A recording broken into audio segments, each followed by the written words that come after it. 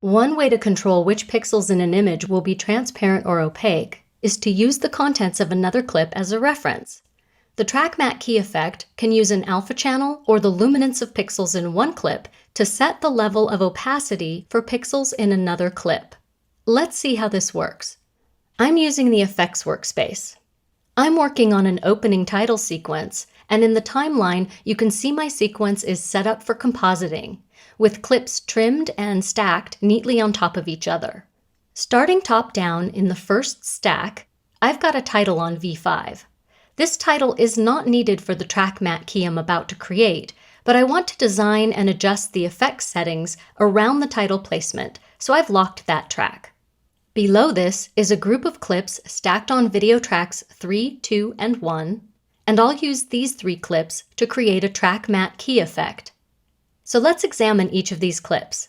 There's a reason I work top down. The clip on V3 is what I like to call the cookie cutter. I'll double-click the clip on V3 to load it into the source monitor. You can see it's an animating black and white graphic. Now I'll double-click the clip on V2. This sweet unicorn is the cookie dough. Finally, I'll double-click the clip on V1. When working with track mattes, the bottom clip is the background shot, so I think of this clip as the cutting board.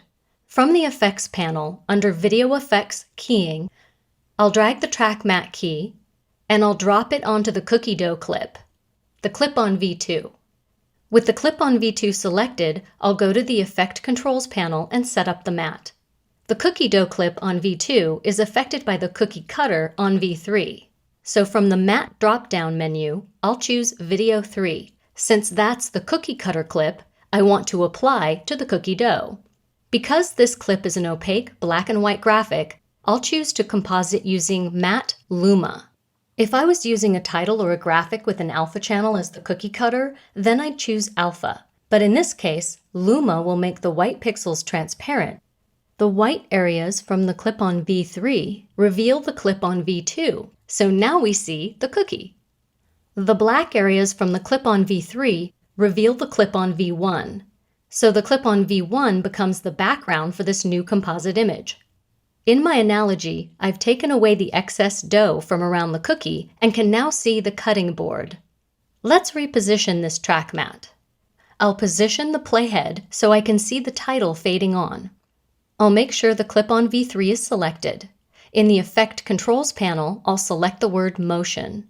I'll adjust the size of the circle by typing 120 for the scale value.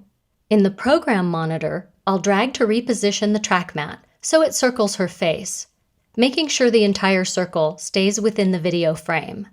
Now I'll select the clip on V2, the cookie, and again select the word Motion in the Effect Controls panel. In the Program Monitor, I'll reposition the exploding bubble graphic so it lines up to reveal the title. This looks pretty good, but towards the end of the animation, I wish I could see the girl's face a little longer. Let's reposition the image showing through the bubble graphic. After selecting the V3 clip in the timeline, I'll go back to the Effect Controls panel and drag the playhead through the clip. It works well until around 2 seconds in. So I'll stop the playhead here at 2:04. I'll click the stopwatch next to Position to set a keyframe. I'll drag the playhead forward another 2 seconds.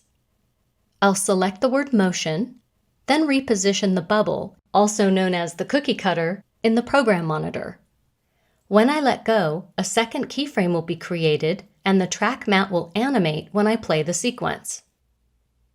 The Track Matte key will use any clip on the designated track. So if the V2 clip has a track matte applied and its matte drop-down menu is pointing to the clip on V3, a new black and white animation can be placed on V3 and it will instantly become the new cookie cutter clip. Practice creating a few track matte keys using some of your own footage.